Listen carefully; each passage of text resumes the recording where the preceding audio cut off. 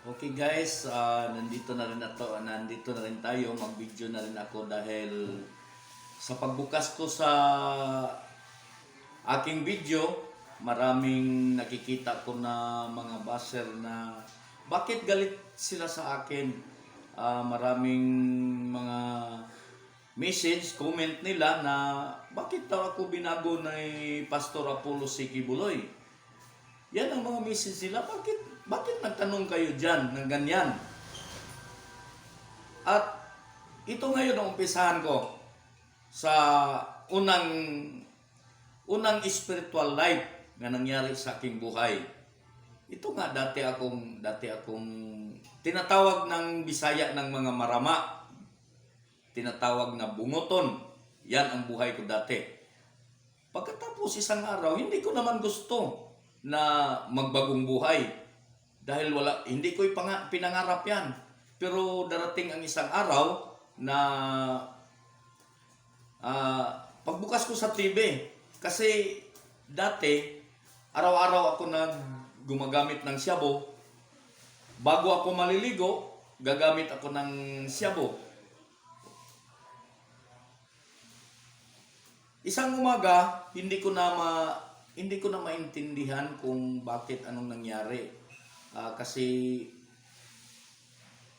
nagsiyabu ako ng alas 7 ng bunta, alas 7 ng umaga. Binuksan ko ang TV. Noong year 2002. Binuksan ko ang TV. Pagkatapos, nakita ko sa TV yung mga ngaral na hindi ko pa kilala.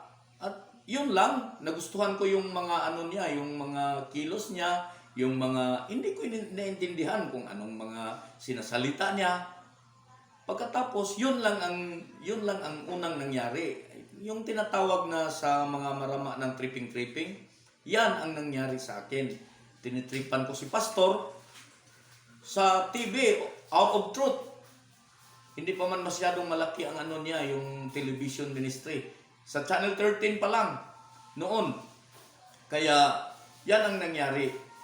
Nang dahil sa tripping, araw-araw ko nang ginagawa. Bago ako maligo, mag-drugs ako, yan, bubukas ako ng TV. Yan ang binalat-balikan ko dahil nagustuhan ko yung mga kilos ng nangangaral. Hindi ko pa kilala si Pastor Kibuloy, hindi ko pa kilala yan. Yan ang gusto ko. Hindi ko na maintindihan ng araw-araw, mga 2 buwan na nangyari sa akin, hindi ko na naintindihan ang sarili ko. Parang nababaliw na ako yata. Yan ang naisip ko. Dahil hindi na mawawala sa isip ko yung pagmumukha ni Pastor. Yan. Palagi kong makikita ang niya, ang mukha niya kahit saan ako magpunta. Oh. Parang hindi ko naintindihan at parang parang may nangyari na sa puso ko, maawa na ako ng tao, ganyan, parang hindi man ako marunong yung umiiyak noon, hindi ako marunong yan, pero bakit anong nangyari sa akin? Parang maglakad ako, tumutulo ang luha ko, ganyan. Naisip ko, nababaliw na yata ako sa shabu sa sobrang drugs. 12 taon nagta-drugs. Yan ang naisip ko, parang nababaliw na ako sa drugs. Pero yan pala ang spiritual life na nangyari sa akin. Parang nakikita ng Panginoon na mayroon pang kulay puti ng aking puso na maliit. Yan ang pinapalalaki. Hindi ko naisip. Yan lang pala ang paraan na nangyari sa akin na spiritual life. Doon lang idaan sa tripping kay Pastor Apollo Sikibuloy. Kaya yan ang nangyari sa akin. Kusang dumating sa akin ang pagbagong buhay.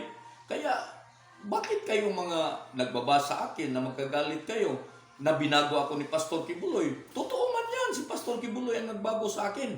Oo. Sino pa bang nagbago sa akin? Oo. Wala nang iba, si Pastor Kibuloy lang. Dahil siya ang narinig ko na nangangaral na na tripping-trippingan ko. Wala namang iba. Pag tumingin ako sa TV na walang tao, ano ba yan? TV ang nagbago sa akin? Mga karabaw kayo. Hindi na lang ako magsabi ng hayop. Baka sabihin yung nagmura ang Kingdom of Jesus Christ. Karabaw na lang ang banggitin ko. Bakit ba kayo mga nagbabasa sa akin? Totoo man yan, si Pastor Kibuloy ang nagbago sa akin. Kaya nangyari ang pagbagong buhay ko. Mula ng year 2002 hanggang ngayon, 2024. Yan ang pagbagong buhay ko.